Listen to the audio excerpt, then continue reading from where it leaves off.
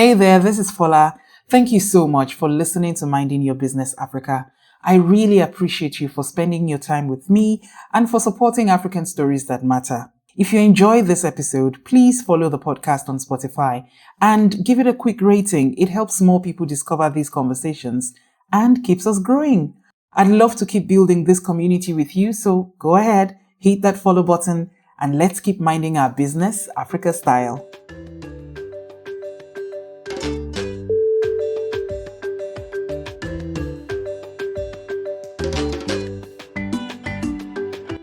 In Africa, innovation doesn't always happen in shiny labs or glass office towers. Sometimes it happens on a racetrack where speed meets science and sustainability takes the driver's seat. Dr. Waithera Wambugu is one of those rare visionaries reimagining what's possible. She's a polymer chemist, an innovator, and the founder of Kasi Desert Circuit, a bold experiment that uses motorsport as a testing ground for clean technologies. From designing next-generation energy storage systems to turning the adrenaline of racing into a real-world lab for environmental innovation, Dr. Waithera is proving that science can be thrilling and that Africa can lead the race towards a cleaner future. But her story isn't just about technology.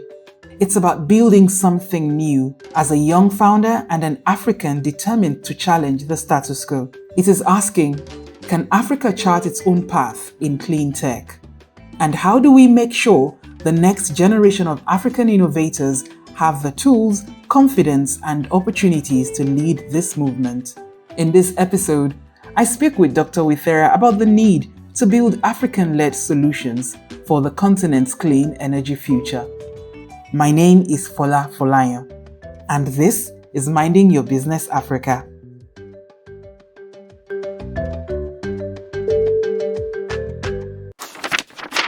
A new conversation is about to shape the future of African radio. On February 28, 2026, the Radio Masterclass and Partners will host Radio Next, a Pan-African conference bringing together broadcasters, podcasters, audio storytellers, media innovators, and students from across the continent. From FM to AI, we'll explore how radio can thrive in a digital-first world with inspiring keynotes, hands-on workshops, panels, and live experiences. Details are live on www.radionextafrica.com.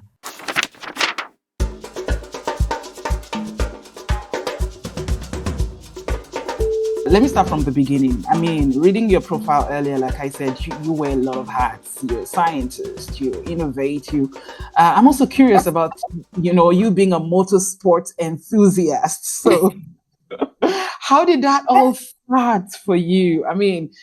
Tell me about your journey into science and clean technology and motorsport. I want to hear it all. Oh, I love that question. So actually, if I wasn't a scientist, I would have been a rally driver. That's one thing most people don't know. Yes, I grew up in a family where my extended family was very participative in the safari rally. And so I grew up in the sport, seeing my uncles drive for the rally, the national rally, whenever it came around. That really inspired me and I fell in love with the sport. And I remember telling my parents that I wanted to be a rally driver, but being a woman, it was very unreasonable. For that them, conversation couldn't have gone smoothly.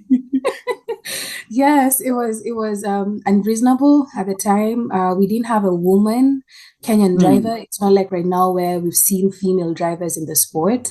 And so it was unthinkable for them, and ended up pursuing academia, and chemistry came naturally to me. I can't say I was a kid or a child who struggled with math and sciences. They came naturally to me. And so I fell in love with chemistry. I fell in love with atoms and molecules and ended up pursuing chemistry to the highest level of education and with a focus on materials materials and engineering the materials using and leveraging the chemistry background. Mm. And so motorsports for me has never died even after being told no in the rally. I fell in love with Formula One. And Mm. actually, that's my weakest point. Every single time I'm not doing science, following Formula One and wherever they're doing and whatever they're doing. So I fell in love with the sport. And while it's very entertaining to watch, I love the strategy that the sports bring. It pushes you to think beyond the sport Mm. itself. You're able to reason and see how the engineers, the physicists, the data scientists, the drivers, the team work together cohesively to ensure Mm. that the sport is running. And it's a very dangerous sport. It is. So it really is. So seeing how they've been able to merge sport and science on their backyard, I was like, this is ingenious. And to be honest, historically, Mm. F1 particularly has contributed to a lot of the safety features in the modern day cars that we have. And so that started clicking when I got into the energy space. And when we were having this conversation on batteries, and seeing that this guy is actually push the sport towards hybrid vehicles because of the emissions they emit every year, and seeing how Mm. they've been subtly, it's very undercover how they contribute to the science, but it's really not amplified. And that's how merging the battery side and the motorsports came in. But it's Wow. primarily been because I've loved cars from a young age, and then the chemistry came naturally. You know what? Listening to you talking about this with so much passion, I think I understand where you're coming from. And it's such a beautiful thing to see, an opportunity to merge sports and merge science and do it on African soil. With a sport that I would say not very common on the continent. I think now that there's been talk on, of hosting maybe possibly a Formula One circuits on African soil, we can see African countries like Rwanda, for example, making a play for it. The rally races, we have them, on the continent, and it's thriving. But you would not say that this is a sport that a lot of Africans are aware of to compared to sports like maybe football, for Yeah, instance, or yeah, or other games. So this is really something to see, and I'm curious about your company, the yes, Kasi Desert Circuit. I yes, want to know what it is, and then the gaps that you saw that made you want to start it. I mean, yeah. I understand the passion. But what did you see? What made you think, hey, you know what, this can be good, for us in Africa? Yes, certainly. And again, my alarm keeps going off because this is when I wake up. My apologies to the audience. It's okay. But the universe is speaking like, hey, we're doing this. So the reason I started Kasi is we are at an inflection point in the continent where we need energy to move forward. And Mm. the population that is the African youth, it's no news that it's expected to get to 1 billion by 2050. And according to McKinsey, they mentioned that we need about 18 million new jobs every year to 2050 to absorb this workforce. And for me, reading these reports and these materials, and also participating in high level conferences where the conversations on energy are very subtle on we're producing renewable energy, but there's no conversation on how we are storing this energy to support the Mm. industrialization. For me as a scientist, that piqued my interest because being in the US space, I can see the efforts they're putting in building gigafactories, battery manufacturing gigafactories to support the energy systems and the power Mm. production. And Kasi was born out of a need, where it's a need for Africans to get electrified, for us to push our industries, to push our digital transformation. People need to have electricity. The load shedding ends up costing us economically. And so Kasi was born out of a need to set up a gigafactory, a battery manufacturing gigafactory on the continent in Kenya, leveraging on the critical minerals that are also on the continent and empowering our countries within each other and within each borders to generate these batteries that support the infrastructure with the renewable energies and to power the continent.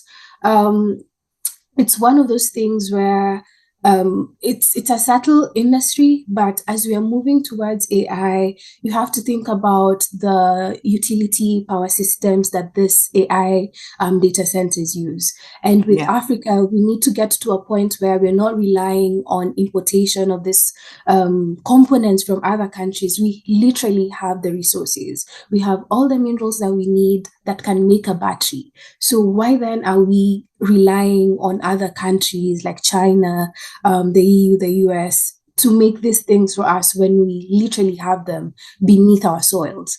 So Kasi was formed out of a need. One, to push the beneficiation of the critical minerals, leveraging the skills of the scientists, the African scientists that we have, and the engineers, and leverage motorsports to show that this system, this ecosystem that is motorsport has had this innovation of developing new products in the car system, the battery system, the engine system. Let's leverage it to push new inventions and new chemistries that power the continent. Wow. A case could be made that Africa has an infrastructure problem. I mean, when you mentioned that, why do we have to rely on countries like China, like other places to, to import a lot of the technology that we need? But then you just talked about load shedding, which I feel like is one of the most basic infrastructural issues that a lot of countries in Africa deal with. I mean, some African countries have a way around it. You could say that they have stable electricity, but take for instance South Africa, take for instance Nigeria, that is popularly known as the generator, country because of the critical lack of electricity. A lot of countries are struggling to get their infrastructure development, to up to standard. So for you, building, what you're doing, I see, is creating a solution for this problem. But then again, what has been the hardest part? Building this kind of science-driven company, infrastructure-heavy driven company, on the continent. I'm talking funding, apart from infrastructure, I'm talking partnerships, even the mindset, even the political will to get some support. How has that been for you? What's been the experience? And that's another very great question that we need to talk about more as Africans. The experience is tough. I will not sit and say it's not tough, but it's manageable. I think right now with the new industries that are coming up on the continent, it's more tech focused. And so the investment arms that we have on the continent are used to tech startups that create apps and softwares that are not necessarily capital intensive. And having a startup that's a hardware project that requires capital, honestly, above $100 million is something that is new for a lot of the investors. And so our strategy has been leveraging on the incentives that currently exist on the continent. So in Kenya, there's a special economic zone where you are able to get tax incentives, political risk assurance. You're able to leverage on good governance, and you're able to build projects that serve the country and bring economic prosperity to the country. So one, Kasi is a special economic zone in Kenya that seeks to serve the Kenyan people and the African continent at a wider scale. The other thing is leveraging incentives like the AFCTA. So being in rooms where these leaders are talking about these agreements. Honestly, one of the things I live by is that for you to be successful, you have to be shameless. When you're building something, you do you do not have the time to feel like you're embarrassed. You have to get through to the people who are making the decisions, right? So being in the rooms and shamelessly, again, talking about what you're building helping them see that, yes, we have the renewable energy production, we need the Mm. storage systems, and we need the money. So we've been actually, the team and I have been talking to the people at the helm of the decision making. And Mm. the funding is slow because of the scale of the funding, but it's not something that is impossible. We've actually made significant progress. I'm not at the liberty of saying how much progress we've made, but it's achievable. You Mm. just have to believe that it's possible. And I think one of the things that drives me is, with Cassie, I want this to be a story that people can see and say, I don't have to narrow my dream or reduce it to something that fits the public. If your dream is big to inspire the continent, we need the movers and the shakers.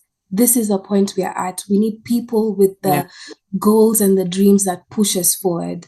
Energy I is a agree. critical thing. Water and sanitation is a critical thing. So we need everyone to come together and move forward.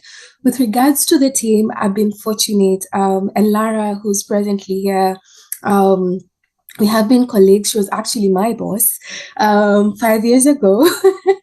And I was part of a company called Baobab Consulting. And I would say my networks have been forged through the engagements or the activities that I've done outside science. Baobab provided me an opportunity and a platform to be able to communicate my ideas as a Mm. scientist, to be able to forge the relationships between the US and Africa, and also be in spaces with decision makers. And so I would say it's also part of being in these rooms. You would need the right networks, and it's technically, again, you being shameless even from early age, back in campus, going for or being part of organizations that put you in the limelight, make people notice you and invite you to opportunities that then open up doors when you're building Mm. things. Yeah. That's amazing. I liked when you said that, you have to be shameless, when you need when you do need to build your dreams. And I feel like that's it might sound like a laugh, but it is very, very key. I think what you're just saying is you need to step forward, you need to not be embarrassed, you need to be open Yes. about speaking up, about what you need and how you want to grow and the vision.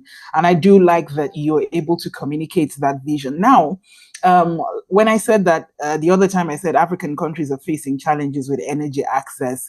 Now, Yeah. clean technology is what we're having COP30, we're having all these conferences, we're having all this information about how we need clean energy in Africa. But then there's also the other side that says, hey, how can poor people afford clean technology or clean energy? Because in the villages we're still burning coal. Yeah. A lot of our infrastructure, a lot of our economy is still heavily dependent on fossil fuel.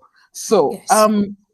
this clean energy innovation that you're championing, how are you going to bridge this gap and remain affordable for local communities? Have you been able to crack that? So with regards to, I like what you've said, that we need to identify where we are at as Africa and then see what works for us. Mm-hmm. And that's very critical because even when looking at fast developed countries, they are moving from coal and fossil fuels to renewables. Africa was blessed to have the renewables, but we have coal that's working. And a lot of the conversations we've been having is, how then can we make sure that we have a mixed system first that works Mm-hmm. as we move towards the clean tech? Because it would be very difficult for us to just abandon the coal and the oils that we also have and that have been working and move to clean tech. It's the fossil fuels that will power the clean tech revolution on the continent, and we are very aware of that. But the other question is on the affordability aspect. The Kenyan government actually has incentives on delivering battery energy storage systems with the solar farms and the wind farms at a subsidized rate to the locals and the citizens in the rural areas. And so leveraging on these incentives that governments have put in place to ensure that the electricity is getting to the last mile person at an affordable Mm. price and an affordable rate. Yeah, so leveraging incentives is big for us, and this also cuts across other countries. So it's working with the government and working with the locals and seeing, okay, this is where your current price is with the national grid line that leverages on fossil fuel. This is where solar is coming in at. When we add this battery, we don't necessarily need the government incentives can cater for the production on our end and the Mm. profit margins, but ensuring that the last person who's getting the electricity gets it at an affordable rate. But also being cognizant of the fact that beyond the battery energy systems, CASI is also developing these batteries for EVs. And so partnering Okay. and having joint ventures with OEMs can also boost our profit margins to ensure that the BSS system goes to support the incentives and the Africans in the electrification bit of ensuring that we have affordable energy to everyone. Okay, so this is where I am going to go back a minute because a lot of Yes. my listeners are not familiar with some of these technical terms. Oh, sorry. So, Okay. so when you said Yeah. OEM and BSS, okay, you're gonna have to let us know what exactly those things mean. Oh, yes. So OEM stands for Original Equipment Manufacturers, and this Uh-huh. involves car manufacturers, so the Volkswagens, the Mm. Mercedes, the BMWs of the world, the Toyotas. So partnering with these companies to ensure, because they're also moving towards electrification.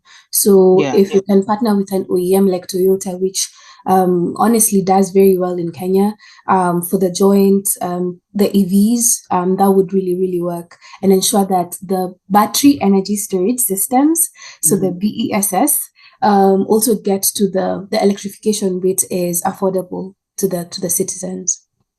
That sounds like good news to me because right now, like in Rwanda where I live, there's been an upsurge in people buying electric vehicles, and there's even a drive to kind of move people in that direction.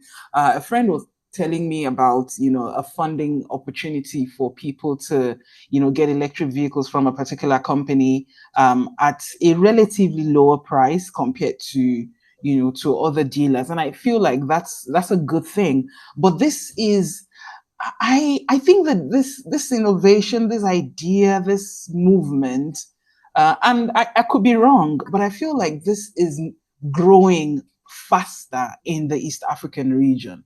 Now, I'm West African, so I'm always going to relate to what's going on in West Yeah. Africa. Yeah, in Nigeria, for example, when you buy an electric vehicle, people look at you like you're crazy. Like, what are you talking about? How are you going to deal with this? How are you going to, so many questions. And they're like, oh, we don't even have the infrastructure for it. So people don't bother buying it. Now, there's also a case that Africa generally, I mean, we contribute the least to global emissions. Yeah. But then you could say that we are facing, some of the more severe Impact. repercussions or consequences of climate change. Now, for as an African innovator, how do you flip this narrative? How do you turn that challenge into an opportunity?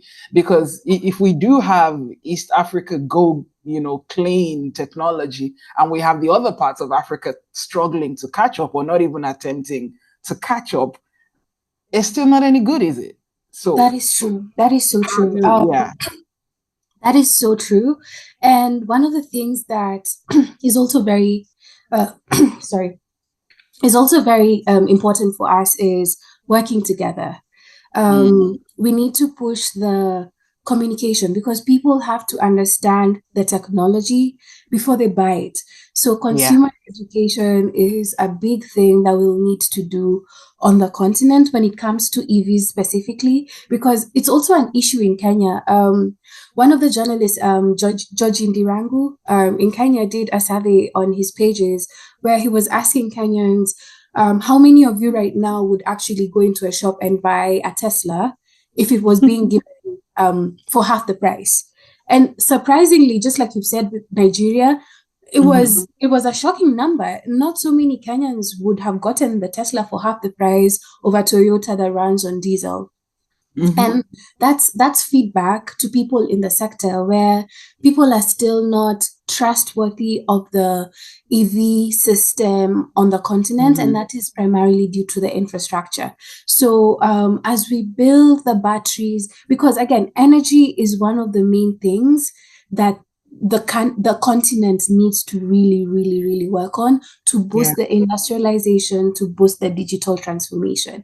If we have the energies that supports the continent where load shedding is not an issue, you have power supply like other developed countries, you can easily set up charging stations where people are comfortable and more open to buying these cars. But if you have Mm-hmm. load shedding and you have an electric car, you can sit down and ask yourself, okay, what if we don't really have power for this? So am I not gonna go to work?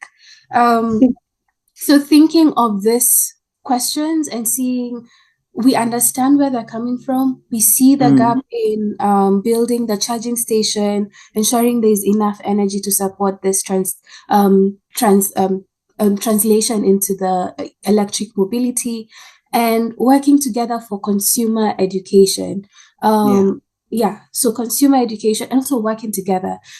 Working in Kenya, we have to work with a team in Nigeria. Um, Mm. have to work with a team in Morocco, have to work with the team in South Africa to see how we can collectively move together. And one of the things I love about being an African and a Kenyan, an African in the diaspora and a Kenyan, is the Africans in the diaspora are very united. And I love that about the African Mm. diaspora. Um, it doesn't matter if I'm Nigerian, if I'm Kenyan, if I'm Ugandan, if I'm South African, or from Botswana.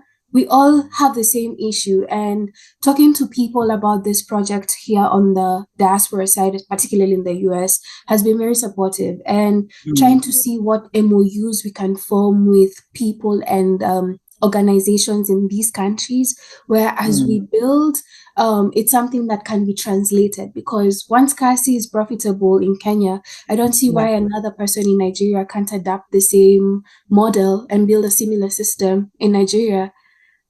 So, I like that. I like the collaboration idea. I mean, the best way to do it is to work together and yeah. to advance this technology. So, in your opinion, are we doing enough cross-border work in science and innovation generally? I mean, outside of clean energy innovation, generally, do you think that as African founders and tech, are we doing enough cross-border collaborations?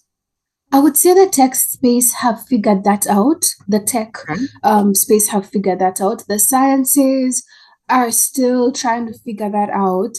And also, the sciences need to be strengthened on the continent because we have very many Yeah. excellent, exceptional scientific researchers. But because of the barriers to showcasing their work, the barriers to also funding research on the continent, Mm. it feels like there's no work happening, but there is so much work happening. So I would say the tech people, like in Kenya, when you're having a tech startup or a tech summit or having these conversations in the tech, you'll see the Nigerians, you'll see the Kenyans, you'll see the Rwandese, you'll see the South Africans in one room. But when it's a Mm. science conversation, you'll only see like the East Africans, and then you'll see the Nigerians and the West Africans on one side. And that really does not help us at all. Mm. So Mhm. we need to bring the sciences, the engineers, the mathematicians, because we need math. We need to bring everyone together and work together. I can see from a diaspora perspective with the scientists in the diaspora, because most of us go to the same schools for the Mm. PhD levels. So you still have the same networks and we end up working together outside the graduate schools and the PhDs. So also bringing this workforce.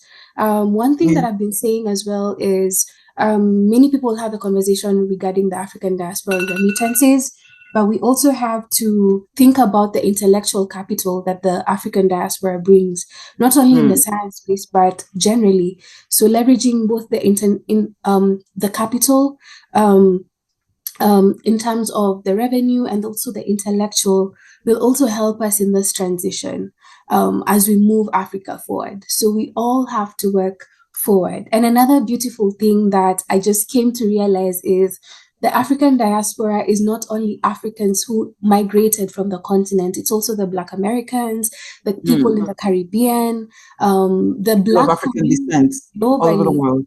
Yeah. Yes, yes. So leveraging our collective power to move the continent forward, I think that would be beautiful.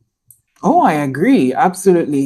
And I liked when you said that in Africa, we do have, researchers, we have scientists, we have people who are doing the work, but sometimes it feels like, they're not giving these platforms for, to thrive. And I do see it a lot. I see that sometimes people have to move abroad to get some sort of a headway, Yes. either to get funding, either to be able to collaborate with people doing research like them, and it makes me wonder what role African universities and research institutions play, and even people who are making these policies. Like, I know you've talked about some collaboration with the Kenyan government, but looking at it on a broader scale, um, are our institutions doing enough? Is there something they need that we're not identifying? Is there some support that could be given?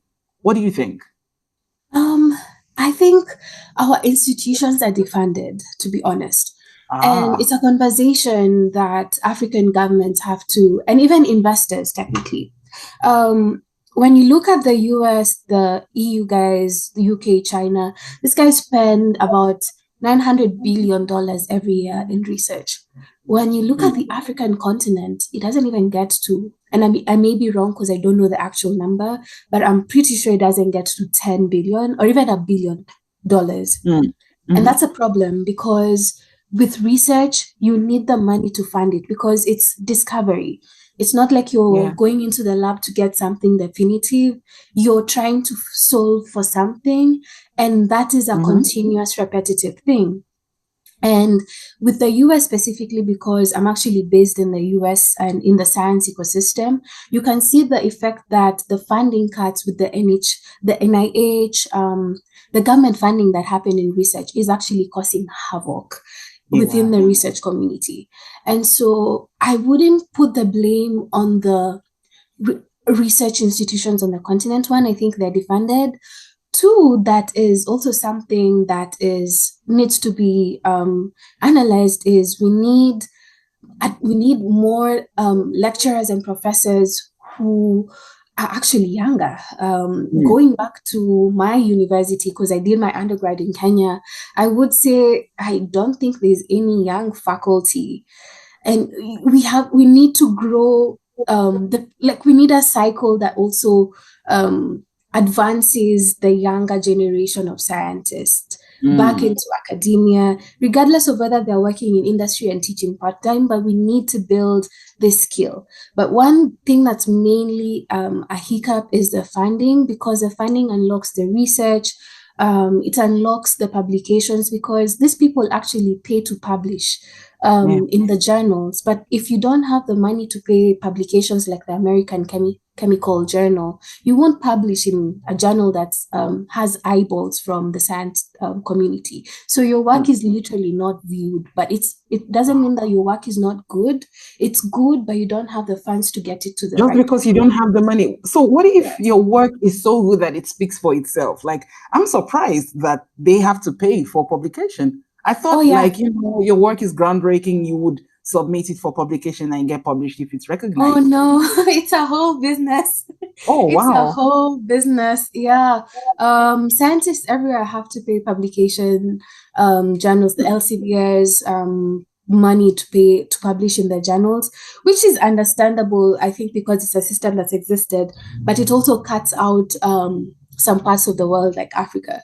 Yeah, But but then if you're paying for it, where is the yeah. peer review? Where is the screening to be sure that, okay, because if anyone can pay, then anyone can put stuff up, right? So the peer review happens within the journals. So the journals actually, so like let me give you an example of a chemistry journal.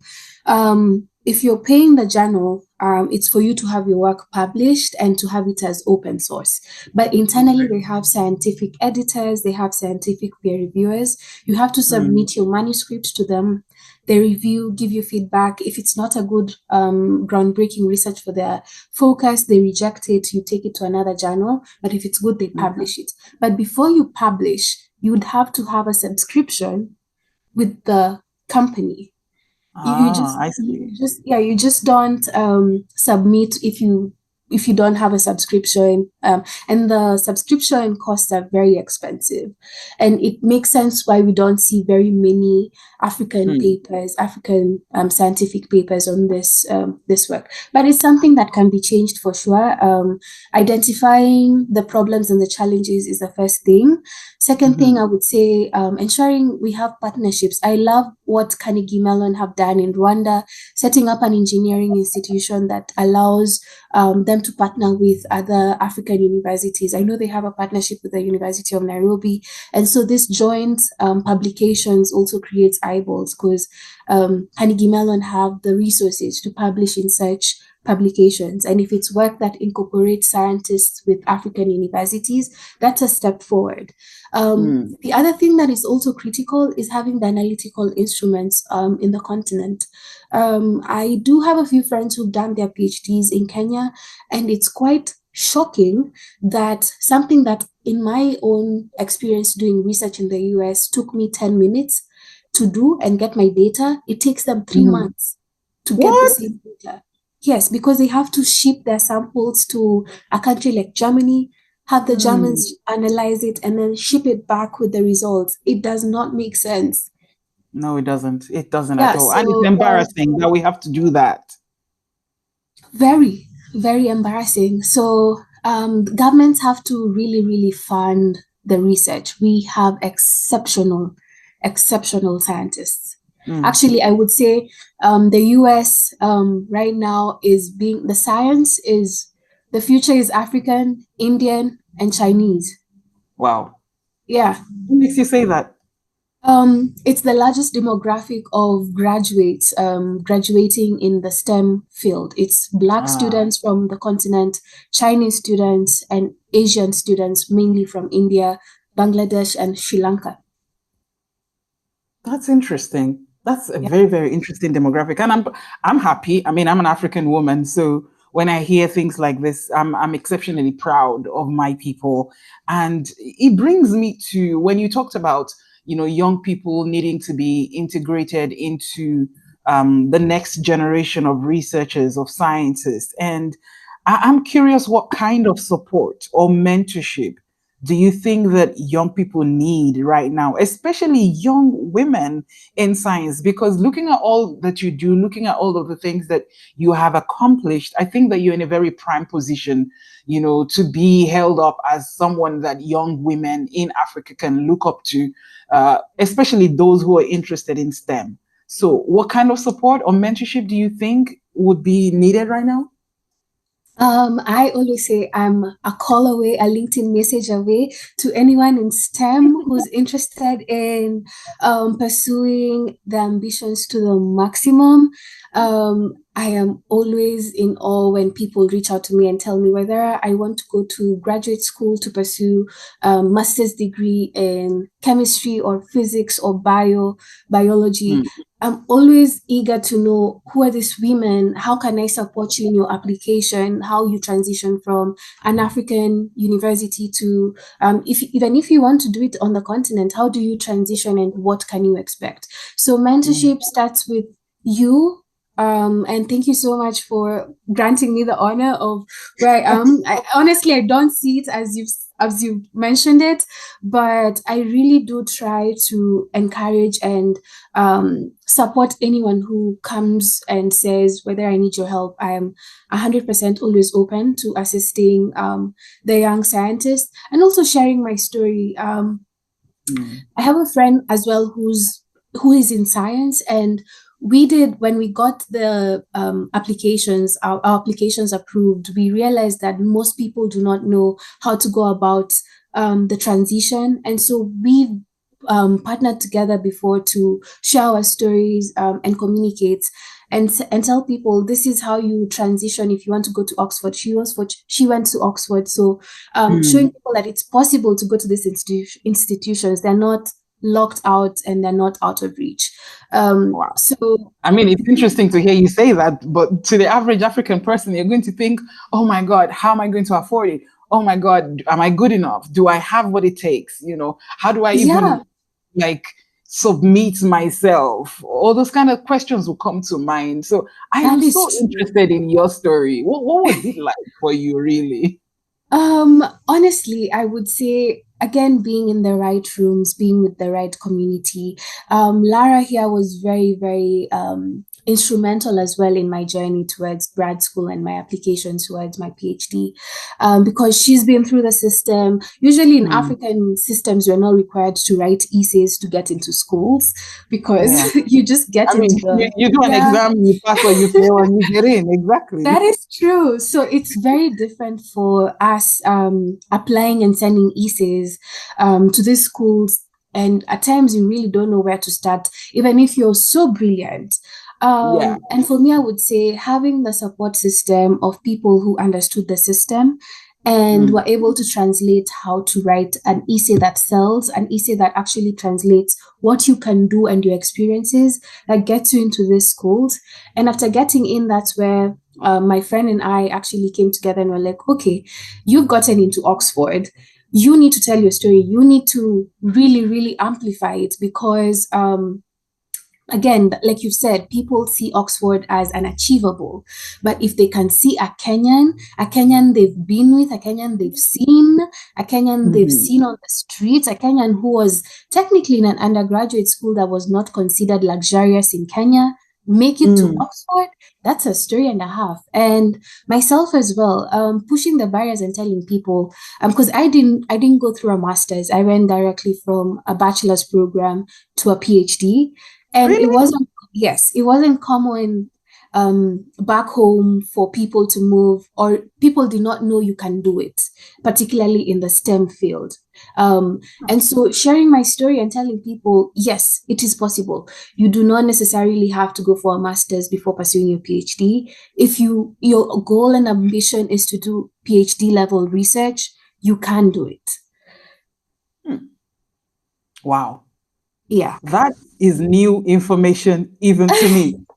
Oh, I'm And I happy feel like, that is new information. yes, that is so new. And I feel like everyone should know this, really. Yes. I think what you've just done is just open a lot of eyes, to a whole new career path entirely. And I have to thank you for that, really.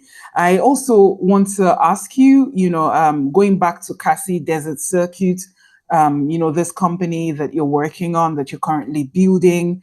I'm curious, how, what kinds of technologies, what kinds of experiments that you're testing right now, through Cassie Circuit. What's the new thing that you're putting on the table right now that you're most excited about?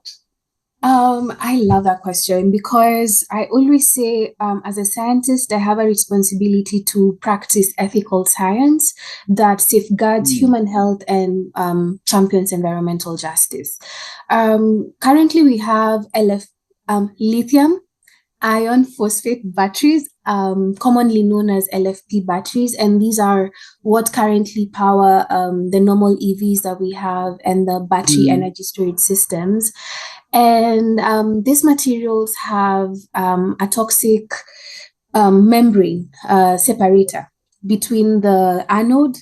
This is a bit technical, between the anode and the cathode. I'm going to So pretend like I understand. So you can guess I am nodding my head like I'm getting you. Go ahead. Um, but this separator is technically what goes on cooking pans that were, I think a year ago deemed toxic, the Teflon. Mm. So the Teflon, the raincoat, if you read into Teflon materials and how they are synthesized, you realize that these materials are toxic, very, Wow. very toxic, and more toxic than lead batteries. And this is Hmm. because fluorine is a very small atom and it binds very strongly to carbon. And when you think about organic materials or life, it's mainly carbon and hydrogen. And so, with fluorine binding so strongly to carbon, these materials cause organ failure when we ingest them in our bodies.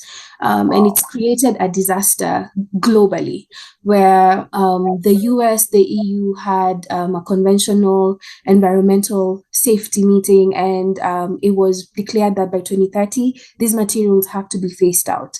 So the levels of, I tell people, and not to scare the audience, but the level of PFAs, which is what these materials are called, technically that result in organ failure, the cancers, and the deaths are 1/200 more toxic than cyanide. Like if you need 2 milligrams of cyanide, you need to divide that by very many numbers. Like you need a very, very low concentration of these materials to just poison you. And that's shocking because and this is in Teflon. This is the material that they use in making this non-stick cookware that we all use, right? Yes. So why are we still using them? Why are those things in the market? That's the thing. Ethical science. Back then, to be honest, when you look at the people who founded these materials, the polymer itself can be flushed out, but it's the process of making the Teflon itself that's very harmful. So that is what needs to get, like, we need to get rid of that whole process. And I could argue it's a commercial thing. It's as a material, it's a very good material, but you have to weigh the options of it being a good material and the health implications and the environment. If it's not healthy, how is it good? Yeah. So what excites me about Cassie is creating new membranes that function as well as the material, and getting rid of these toxic materials from the batteries, so that we ensure that as we move towards the EVs and the clean tech, we are not carrying along harmful chemistries that will still lead to us solving for new problems downfield. Wow, that's beautiful. I like that, I like that word, ethical tech. Yes. Yeah, I like it because, sometimes when you think science and, innovation and technology, people sometimes throw out the ethics because it could be economics, it could just be, I don't know, for the heck of it. And now that we're hearing terms like ethical tech, we're hearing terms like ethical AI. So that's pretty good stuff, honestly. And looking ahead, I think that with Cassie being able to make that happen, especially from the continent, I think it puts us in a very, very in a lead space. It puts up in a in the forefront of this, which is what we need, because I feel like sometimes as Africans we get to bear the brunt of every kind of tech. So if sometimes it has failed before they even bring it to us, and then we get to to bear the consequences. So before I let you go, I just want to ask what your big dream for African science and innovation is over the next decade. I know you have this amazing thing for, Cassie and all that you're building, but for African science in generally, what is your big dream? Honestly, being at the forefront of modern day innovations, I believe that Africans, I think they're the smartest people and most underrated people on the earth today.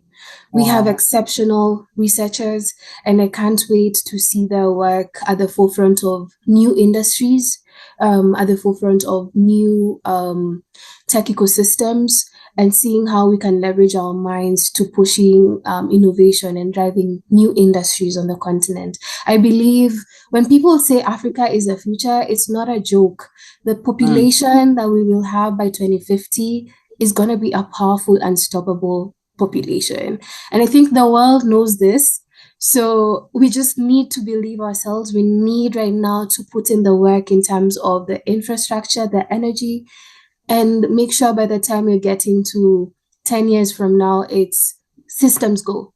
So I love saying we are at the Gilded Age. I like seeing this as America in the 1880s, 1890s. Mm. So that's when they had the most beautiful innovations and the Innovation. yeah, I think we are at that point, and we have the brains, we have the willpower, we have the resources, we have the resources, we have the money, we have very wealthy Africans coming together. We can drive this continent forward. Wow. Amazing. Amazing. Beautiful. Beautiful. So, what do you do for fun? I mean, you all the science and like, do science ladies have fun? What do you Ah, do for fun? oh, I love that question. I love music. So Okay. I do lots of concerts. I am doing Ashake. When actually I'm Oh, doing Burna Boy when he's coming for his tour. So for fun, okay. you will Okay. find me listening to my Africans who are also changing the music system and industry globally. But Oh, I love music. I love music. It soothes my soul. And yeah. so I am always at a concert if I'm not working or in Kasi or I'm not doing science, at a concert somewhere. It's good to know that you're not just in a lab somewhere with your lab Yes. coat, being all sciencey. Oh, yes, yes, yes. I am such a big fan of African music. Shout out to my Kenyan Sauti Soul BN, Yeah. Nigerians, yeah, everyone who's literally pushing the music ecosystem. Africans are doing a beautiful job in that space. Yes, they are. Yes, they are. And I'm super proud of them. Thank you so much, Dr. Waithera. And Thank thank you you so much for. for having me. You've been listening to the Minding Your Business Africa podcast. Don't forget to subscribe, share, and rate us on your streaming platforms. Minding Your Business Africa is produced by Africa Talks Network. Our executive producers are Fola Folayon and Nelly Kalu. Royalty-free music provided by Melody Loops. Mixing and mastering by Fola Folayon.